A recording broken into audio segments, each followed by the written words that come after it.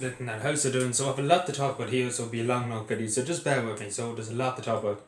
So me whole Martin was on OT Radio 1 and I had to listen to him just to hear what kind of bullshit he make up about Phil Hogan. So apparently it's just about the golf gate I had to talk about because they're digging themselves even bigger hole. Like Phil Hogan's ran off the buses, he ran off, he's run away, he's not staying in this country because he'd be killed to the people now and wives up against them.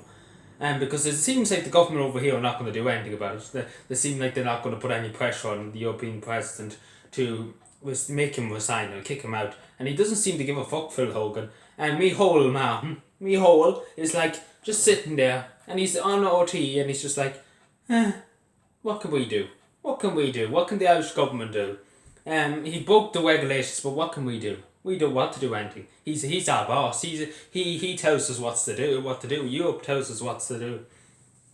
This is the crack. And then I had to talk about schools and everything like that. But Phil Hogan straight away, I should be, given a fine for using his phone. He should be fucked into a prison, and he should be kept into a prison because at the end of the day, EU have sold out this country. And again, this is the EU think they can get off, and this is on the basis too. They don't apply to any country's laws. And there's Malcolm County Councillor just to say, he went to Spain, he was supposed to isolate. He didn't isolate, he went to the golf in the Oireachtas, he went to the Oireachtas Golf Society thing. And there's not, the guards won't investigate it, the guards said they won't investigate it. So isn't it a great country? It's just a great country, it's a great country. That was an only man, who was a hard working man, was working in the HSE. He was a doctor in the HSE. He wanted a break. He went off to a country. He didn't come back, and he didn't isolate. He came back and he didn't isolate. He'd probably be shot dead. The government would shoot him dead. And me whole Martin, I never seen such a fucking rigmarole. He tried to wiggle himself out so much. He talked about other things when he was being asked. He's trying to talk about other things. He doesn't want to talk about Golfgate. Because the government shot themselves in the two legs, they shot the arms off, they shot the two arms off, they jumped off a cliff, they took along everybody else with them. They made an absolute mess of this, they can't wiggle themselves out. And then the Supreme Court judge, more or less what was said, he's not going to do anything about that either. He's not going to challenge him. He's not going to say you should retire. Isn't it great? It's a great country. Then about the schools too, Norma Foley hasn't released anything. There has been individual things from the schools saying, this, that and the other. But at the moment in time, me whole Martin must be living in clown world. Because people are concerned, your parents are concerned. I know, I can name nearly 50, 60, I can go upwards. Probably 80 parents I know that are not sending their children back to school, and rightly so. And I'm encouraging people not to send their children back. Because see what the state has done to the nursing homes. The state was put in charge of keeping the older people safe. They've done terrible. See how many people died in the nursing homes. And the government will have an inquiry. Because they know they were wrong. And the same with the meat factories. Look at this, and then they're planning to take children out. I'm not too sure about this because there's no paper to say what's happening. But there is isolated rooms in the school for people who can isolate, children that can isolate. But again, it's going to be the biggest make war ever. And me whole mountain thinks it's great to develop children and everything like that. But the thing that I'm worried about, this is the thing that's not been talked about a lot, that young people nowadays, compared to years ago, they used to say get up and get on with it. Nowadays, you can't do that. There's a lot of pressure on young people with technology and everything nowadays. That's something that's been mental health.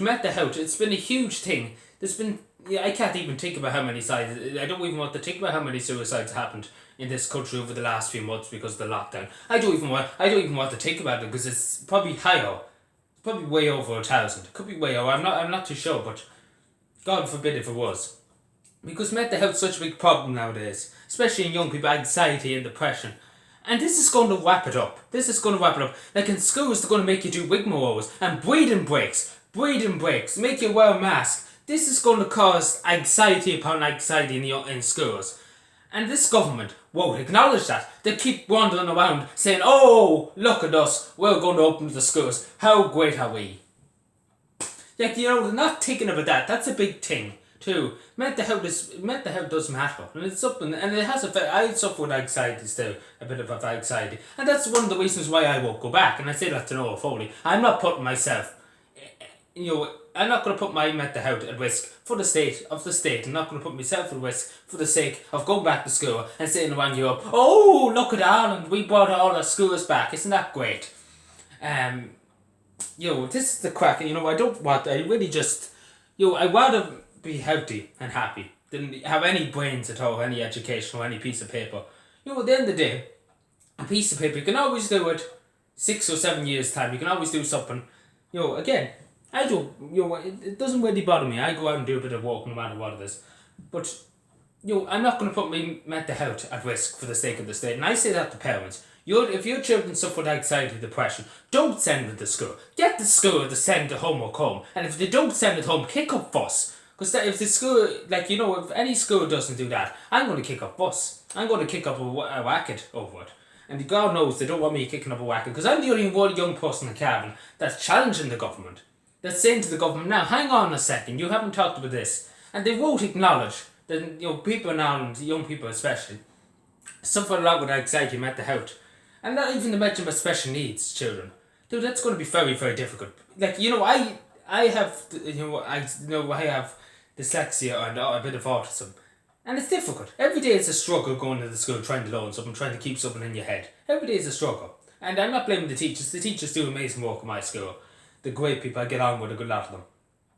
They do. I'm not underlining their ability or anything like that. It's the higher government's ability. Like the schools, I'm sure the school's deputy principals and principals know that, many people, I say even out of the school is 600, there could be 300 in a secondary school depressed or have anxiety.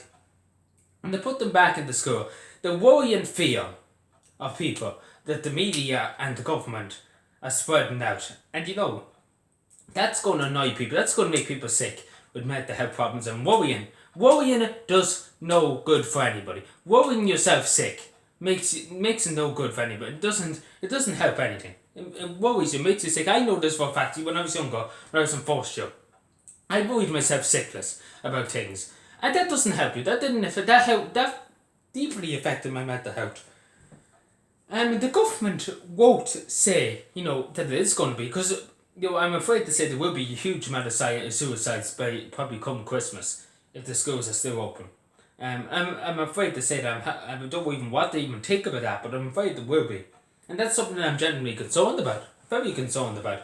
And the government won't, and they haven't even published no authority entity, they haven't published it.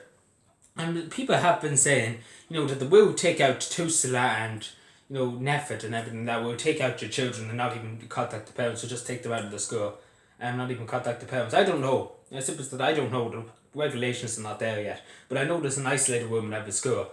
And having to wear masks in the classroom and everything that is ridiculous. And they haven't got the extra teachers. Like, they magically think they're going to bring in extra teachers. It's just the biggest shamble ever. And me whole mountain, it's no good. It's really, really no good. Like today on OT Radio 1, if I was him, if I was there, like as I'm saying about Phil Hogan now, he's a bollocks. He's a bollocks. He's a Brussels bollocks. He should go back to Brussels if he wants to break regulations over in Belgium. The people of Belgium probably kick him out into the sea. And they'll be rightly so. In this country, basically he was let fly off free. He was let go off of the Brussels. Nobody stopped him. Nobody said, wait there a second. Nothing was done about it. And Phil Hogan, if you're watching this, I say to you straight, you're bollocks. Simple as that, you're bollocks. At least, the one thing I say about, Enda Kenny, at least he didn't go to your little golf dinner. At least he had a bit of sense. But he did go to the golf. He did play a game of golf. But at least he had a small bit of sense. Not like you blamed everybody else, Phil Hogan. But yourself, and me whole Martin, sits in OT studios, talks absolute shite. Saying that, the Irish government can't do anything. We can't do anything. We have to wait for our masters to say something. And they won't get rid of him because, he's their little paper boy. He's their little paper boy. And they won't do anything. If I was the Taoiseach, and if I was the president, I'd be going OT and saying he's a bollocks. He's a bollocks and he should be put in prison in this country. Simple as, I would just say it straight. Say it straight, because we whole man was afraid to say anything about him. I would just say he's a bollocks. Put him in prison, give him the penalty point, fined, and I give a fuck to him. I give a fuck anybody who attended that if I was Taoiseach. I give a fuck on the radio to them. Simple as that. That's the way to do it. You just give a fuck to them on the radio. Publicly humiliate them. Because, these people are getting fucking ridiculous sums of money. And when they're getting peppered, the way they are getting peppered, nobody's, again, this Supreme Court judge, it's very, nobody, obviously they broke the regulations, because there's only 50 allowed indoors, now there was 80. And none of them are getting a fine, none of them have been put in prison, none of them even, the girls won't even probably look into it. Isn't it a great country? It's just a brilliant country. Again with the schools and everything, it's just going to be the biggest mess ever. I'm not going back to school for two reasons. I'm not going to put my family at risk, in case I do bring something home. Second reason is I'm not going to worry myself, because if I go with the school, just worry myself sickless about trying to wing around the school, go outside for breathing breaks, do this, do that, do the other, go here, go there. It'd be the biggest crack ever, and I'm not dealing with it. This is my last year in secondary school. I'm not dealing with it, and I say that to no Foley. I'm not dealing with it. Why should I deal with it? I'd rather go out and do a bit of work. At the end of the day, I'm dyslexic. It's not going to help me. I'm not going to learn anything extra, let's be honest. The only thing schools are ready for the government are big money banks to get as much money out of the people as they can. And that's all, the free education, my hole. And simple as that. Me hole knows that. He knows about his holes. But he knows himself that education in this country is more or less a fucking money hole. They get money out of people. And he won't fucking admit the bollocks. He's literally sat in I've never seen such a man trying to wriggle himself out of everything. And people in this country, he doesn't understand that people are in absolute fucking uproar. And he's standing there and he's more or less saying, oh, we're not going to do anything about the Supreme Court judge. We're not going to do anything. How about that? How about that, everybody? You just get in the bin. You just get in the bin. It's just the biggest fucking... I don't know where my hole, his statement there about teachers wanting to go back and students wanting to go back and parents wanting to go back, I don't see where he's talking about, because every parent I know who has a small child, even in national school, even secondary school, I know many parents, they say it's too dangerous. They don't know what the schools are doing. They don't know what the state's on. They looked at the nursing homes, as I keep saying, and as I keep saying to people, the state was put in charge of minding the older people. They failed miserably. And people suffered. People suffered terribly for that. People's lives were gone. And, and we're putting them in the care, we're putting the state to care for our children in the schools. It's good and bad. They're going to try and cut everywhere they can. You're just getting the fucking bin. Because, nowadays, as I was saying to one county council the other day, that we're blessed. We're blessed to have phones, computers. People who are unfortunate to have, there's a fund there and everything for them. They should just send the homework home and do this at home. Now, I know for a fact that just when I'm here talk about it, I don't work at home. And I felt very proud of myself for being dyslexic, because it took me a while to do it. Because, I done it myself. I didn't rely on anybody to help me. I done it myself. I went through everything. I done my best. And that's something at the end of the day, you achieve something. It feels like you achieve something. Because I done it myself. I might have done the wrong, but still at the end of the day, I give it a go. And that's something, if they send me the work home, I say, I give it a go. Give it the best shot. If I can get it right, what about it? If I can get it right, all well and good. If I get it wrong, at least I tried. But, again, that's the type of me. If you send the work home, I do it. But I'm not going in to put myself at risk. And I would, I'm in Leaving Cert Applied, which is points going into school and everything, and work experience. I have no problem going to work experience. Because, the reason why I have no problem going to work experience, because I won't be in the shop. I'm out in the roads. Some roads I'm in the middle of nowhere. So, I'm in the middle of nowhere, or I'm in an area where there's not many people. So, because it's a lot better when you're outside, anyway.